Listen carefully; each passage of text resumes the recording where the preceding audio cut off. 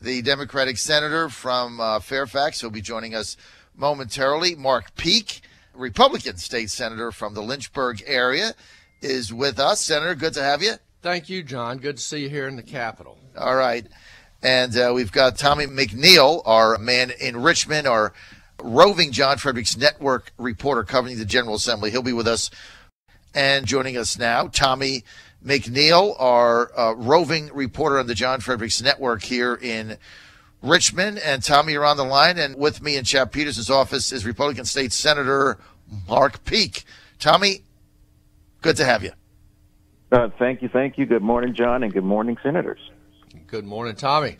All right, Tommie, so let's get to the cover of Time magazine coming out today. I'm not sure if the senator has seen this, but on the cover of Time magazine coming out, we've got all of these Democratic members of the female members of the House here in Richmond on the cover of the magazine.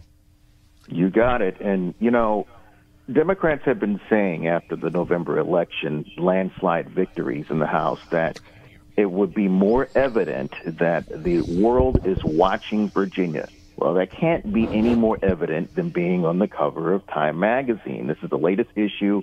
I believe it comes out on the 29th. It features 11 newly elected women pictured with 39 other women who, are first-time elected females. The cover actually refers to them as the Avengers. That they walked and they protested and they talked about a lot of issues last year, and then sure enough, they run and they get offices for the first time. Now, this actually brings us back to Virginia politics because Democrats say that this will help highlight some of their legislative agenda, specifically women's rights. And it kind of segues into some of the issues that will be occurring in the coming days and what's happened yesterday. I'm talking specifically about a handful of pro-abortion bills that were killed in the Republican-led Senate. I know both senators are aware of this. The Republican-led Senate Committee, Education and Health, yesterday. I think what's very interesting out of that is that one of those bills granted freedoms for a lot of other bills. I should say that, one of the bill's patrons, sponsored a bill that granted a lot of freedoms for abortion rights. That's Senator Jennifer Wexton. As you may know, she is running for Congress against Republican Barbara Comstock up in Northern Virginia. Well, she actually pulled that bill, which I find to be very interesting because, again, when you're talking about women's issues and you're talking about moving forward legislatively, and you've got a lot of, mobility in the House and in the legislature, you pull, a bill like that. So I think that's something that we should be watching. So let me get the senator's opinion on this. He was shaking his head there, Tommie. You can't see him. So, Senator Peake, you were kind of aware of this. So why do you think Wexton did that? I think the bill went too far. I think in Virginia, people still value the life of the unborn. And I know a lot of these newer candidates ran on women's issues, but a lot of people in Virginia, and certainly Republicans, we don't see it as a woman's health right. We see it as our obligation and our duty to protect the life of the unborn.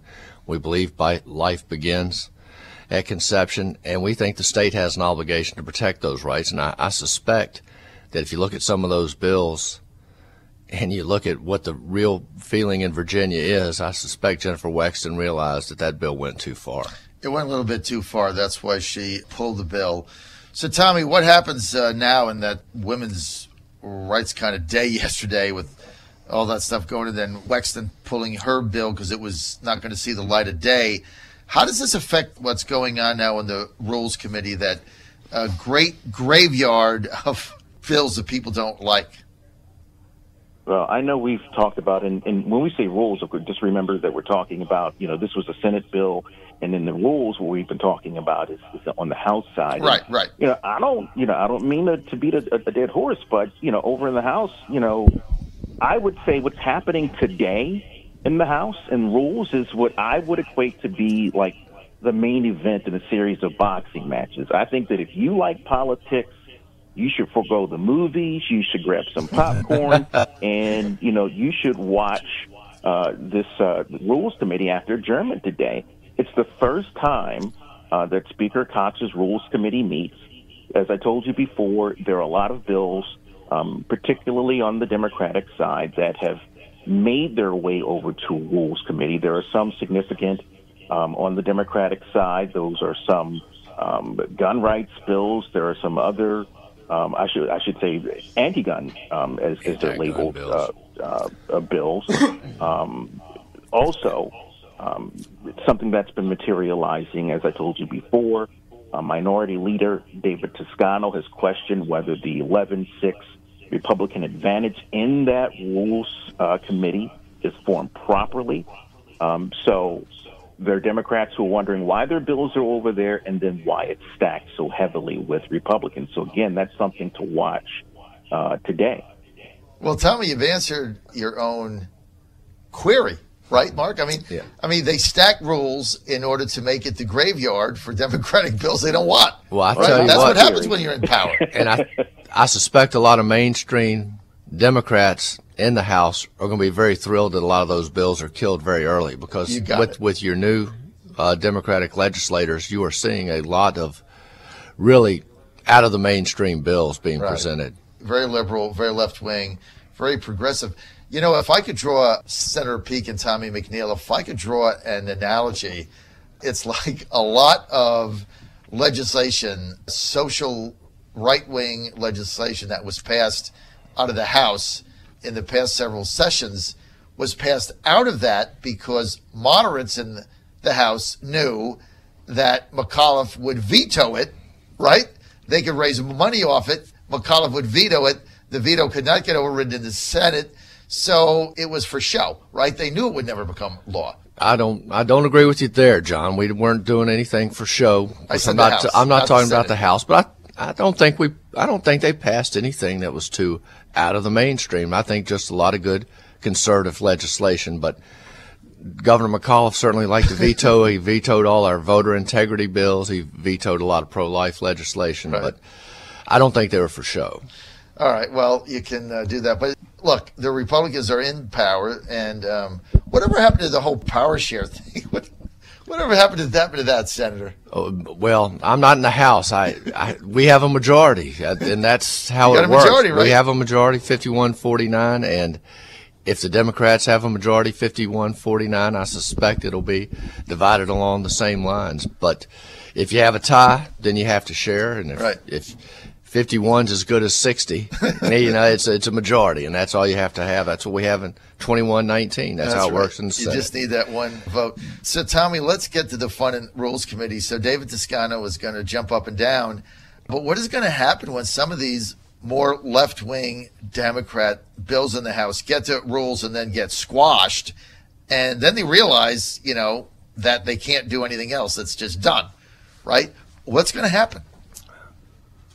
I think that they're going to continue to talk about how this particular committee is stacked. I think that they're still going to push forward with some of this legislation. And even if they don't push forward with the legislation, it's still great talking points. Again, the world is watching. So they make great talking points. They're still trying to score more victories in 2 years based on the agenda that was thrown out there before November. So it may not be, you said for show, but it may be for show in the sense that they're stacking their deck for the election in 2 years. Well, yeah, you know what? Chap Peterson just came in. Chap, good to have you. Do I have to leave now? No, you absolutely have to stay.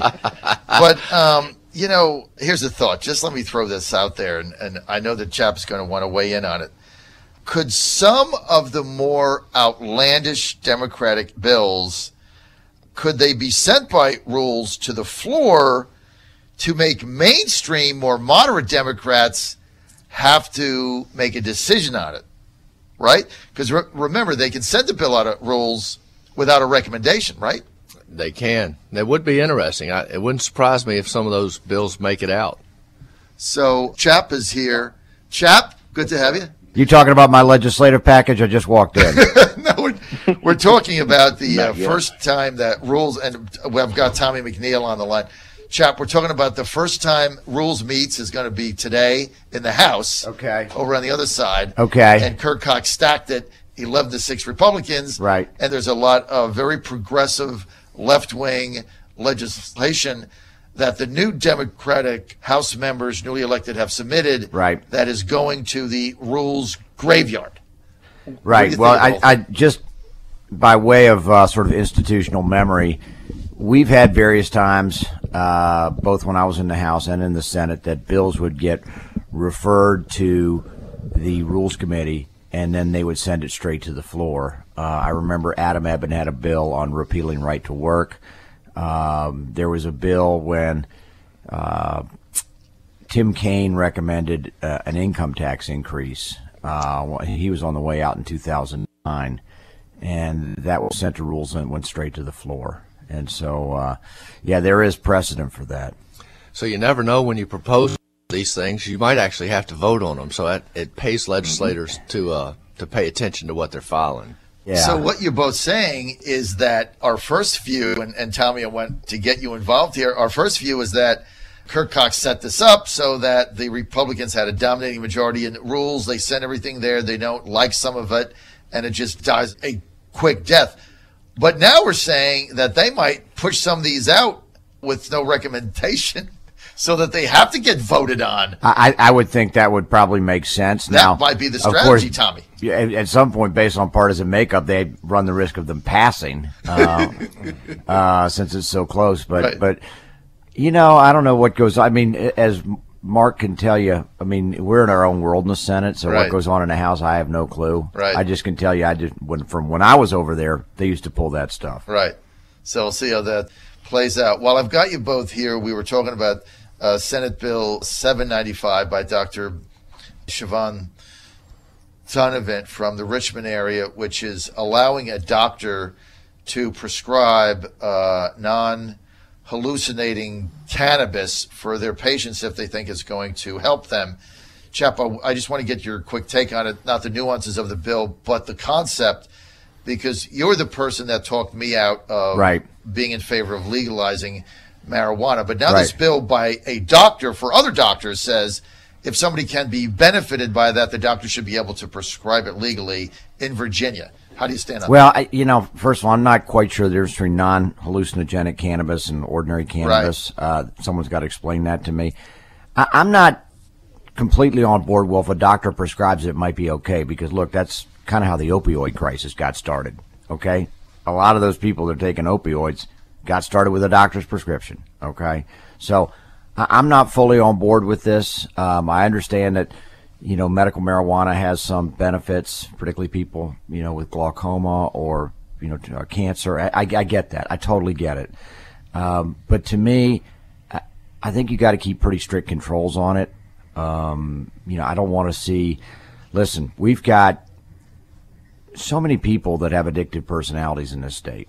And if we allow them In this body, in this nation, in this room? in this room, perhaps. I mean, look, here I am sucking down my second So cup am of I, coffee, yes. and I'm on my third. and if you take, and I know people say, well, marijuana is not addictive. Well, really? Because I've gone to college with people that are still smoking it 30 years later. Right. Okay, and you're telling me it's not addictive? Okay. Right. Still having trouble holding down a job. Okay. All right, so Senator, what do you think? Of it? well, first I'm in favor of it. Yeah, I'll say Dr. Donovan, one of the brightest people we have in the Senate, so I tend to respect a lot of things that she does, but certainly on the medical side, she is so solid, one of the best that we have. I share Chap's concerns. I voted for the oils and some things like that in limited use. I don't want to get to just medical marijuana like they had out in California, where you have every quack doctor who can write a prescription, and you got pharmacies set up just to dispense marijuana. And so I don't want to see that. I am not for legalizing marijuana. I kind of agree with Chap. I think it is addictive. Habit, whether it's in it or if it's just habit forming, I don't know. I haven't done any studies, but I'm with Chap. You see a lot of people who smoke it daily and for a long period of time, and I do think it can lead to other drugs. So I'm not for legalizing it right now, and I'm going to have to look at the nuances of the bill, but I don't want to have a dispensary you know, and so it in sounds every like town. you're keeping an open mind though. Because Keeping an open mind. I want to. This isn't a dispensing pot that you can put in a cigarette. Yeah. This is cannabis oils. The oils I have voted in favor of. If it's the oils, I have not looked at the full bill yet. Right. Yeah. No, we'll see it in Senate Education and Health, and I'll make a distinction. I think Mark said that again. Oils in and of themselves are not nefarious. I think it's when people start smoking it for the purpose of getting high, right, then that's when you got an issue. Right. And by the way, I support bills, and I will continue bills that say, you know, first-time use should be, you know, decriminalized, or, you know, I get all that. Right. You know, taking away somebody's driver's license because they got caught smoking a joint at the age of 17, I think is self-defeating. Right. I'm with that. But I just think that making it available on a mass basis is a problem. Go ahead, Tommie. If I may chime in, you know, just talking to some of the folks who are in support of legislation like this, they say all the opposition right now is just speculative. You have other localities like D.C. and Maryland who have or are looking toward this, and some of the questions that have been thrown at me, or some of the what's been thrown back at me is that, you know, Virginia has an opportunity to discuss this with its neighbors, to do studies and bring in experts with its neighbors, but it's yet to do so. So I'll ask both of you senators, you know, is that something that's likely to happen sometime soon, so that it's not speculation? I don't understand. Discuss what? Legalization? Discuss the impact of different forms of marijuana use, prescription marijuana. No, listen, I went to college with people that smoke dope every day. I don't need to sit down with some expert to know what it means. Well, I think Tommie's talking about sharing the medical, the oils, and things like that. Correct. Is that what you're talking about? Yeah, oh, okay. I'm for any kind of study. I'm for any kind of event that increases our knowledge and gives us more information. I tell you though, I'm with Chap on the addictive thing. I might be the only person 59 years old in America that has never smoked marijuana one time in my whole life ever. That's because I played baseball. I was on a baseball scholarship in college, and I was scared that they'd throw me off the team. But I agree with you, Chap. I've got friends that I knew that were on the baseball team in college, and I went to college with, that smoked it every day, and they smoke it to this day. Yep. And so it's very hard to tell me that that's not addictive. Now, at the same time, you know, I'm going to, you know, this after I'm done with CNN this evening, I'm going to go home and I'm going to have a scotch, right? And I have one every day. Well, that's people, addictive. Sure. Some people just took one puff, didn't inhale, and became president of the United States. So. No doubt about it.